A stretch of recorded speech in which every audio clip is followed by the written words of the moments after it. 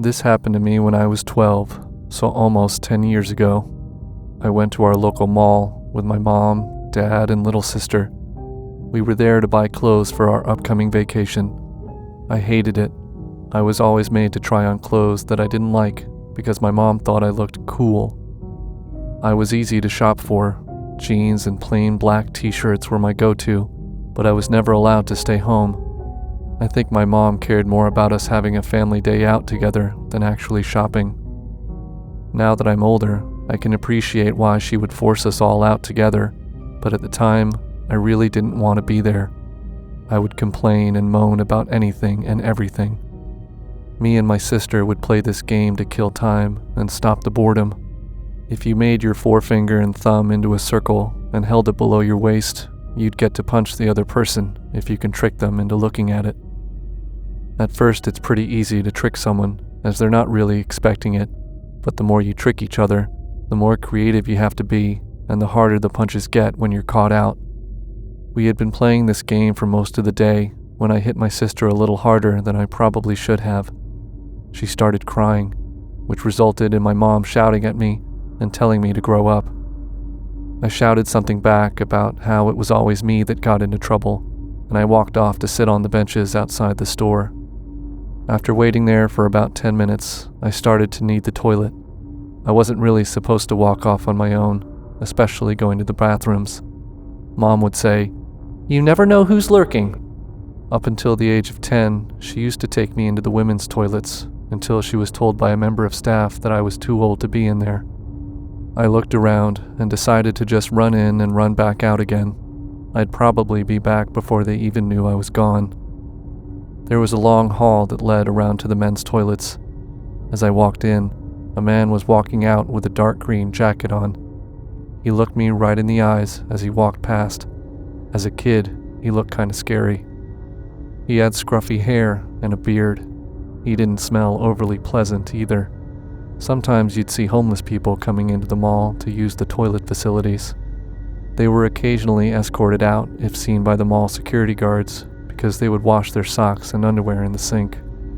These toilets were pretty close to an entrance that led out to the parking lot, so they could get in and out without being seen, for the most part at least. I didn't know if this guy was homeless, but he certainly looked and smelled like he was. I looked behind me as I went into the toilet, and the man was walking out. He didn't even look back. I went into one of the stalls, lifted the toilet seat, and started to relieve myself, when halfway through, I saw a flash. I didn't see where it came from, but I looked around. I couldn't see anything, so I continued to look when I saw a hand come over the top of the stall, holding a camera. Someone was trying to take my picture. I didn't really see much other than the cuff of their jacket.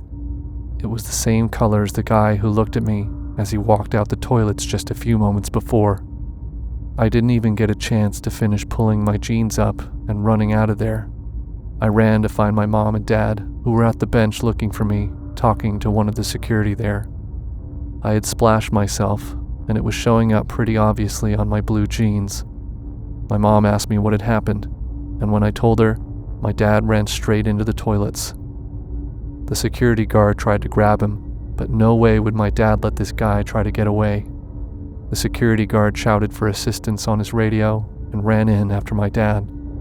Both the security guard and my dad came out a few minutes later. They had checked the toilets, and they were empty.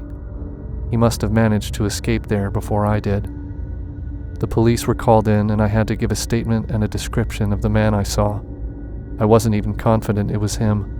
They were able to pull some footage off the CCTV they had in the mall to add to a watch list. A few months later, my mom got a call. One of the security guards that was there that day saw the man, and upon recognizing him, he followed him into the toilet. He was caught in the act taking a photo over the stall to some other unsuspecting kid.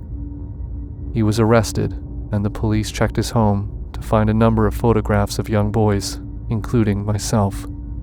We were summoned to attend court at the trial, but I was never called into the witness stand. The man pleaded guilty to all charges. I think he's out of prison now, but as a registered sex offender. On reflection, and now I'm a bit older, I don't think he meant to use the flash, but ultimately, it was the flash that gave him away. My mom was right to be worried. You just never know who's lurking. I used to be a night shift security guard for a mall that was right in the heart of several neighboring towns. I was working the night shift alone when a motion sensor for one of the stores was triggered. This happened every now and again, but didn't necessarily mean that someone was in the building. Sometimes the air conditioning units were left on in the store, and it would blow some clothing hung up on a rail, triggering the sensor, or a poorly stacked display would fall over randomly. The first time I responded to a sensor trigger, my heart was beating out of my chest, and I was thinking anything and everything of what could have potentially triggered the sensor. It could be an intruder, a wild animal, or even a ghost. I'd walk around looking over my shoulder at every turn. Your mind will play tricks on you when you're alone in a secluded place at night. By the 10th time this happened, it just felt like another day at the office. The alarm would trigger, and I would follow protocol, which was to go and check in and around the store, and then document my findings. On this one night, a sensor triggered in one of the larger stores within the mall. This store had everything from toys to appliances to clothing. I attached my body cam, which we were made to wear if we left the office, and set off on my patrol. I arrived at the store, and nothing seemed unusual or out of place. The lights were energy-saving lights, so it didn't emit as much light as during the day, making it harder to see. I walked around the dimly lit store, checking for any signs of unusual activity. I checked behind the counters, walked all the aisles, and even checked the changing room stalls. All the curtains were pulled back on the stalls so I could see straight into them without the need to physically go and check. To be honest, if there was someone in the store, there would be many places to hide that we didn't check. But as long as we followed protocol and walked around, there was no comeback. I didn't find anything, and I made my way back to the office. I then had to upload my body cam footage to our systems and record them in the file. I watched the body cam footage as it was uploaded to make sure I had checked everything correctly. As I was watching the footage, I saw something I had missed on my initial patrol. There appeared to be a pair of feet standing in one of the clothes rails I walked past. It could have just been a pair of shoes left out or thrown there by a customer who decided not to buy them but were too lazy to put them back. It happens more often than you'd think, so it hardly seemed worthy of calling for backup or the police. I walked back to the store, a little more on edge than I was the first time. We are not licensed to carry, and therefore had limited equipment to protect ourselves.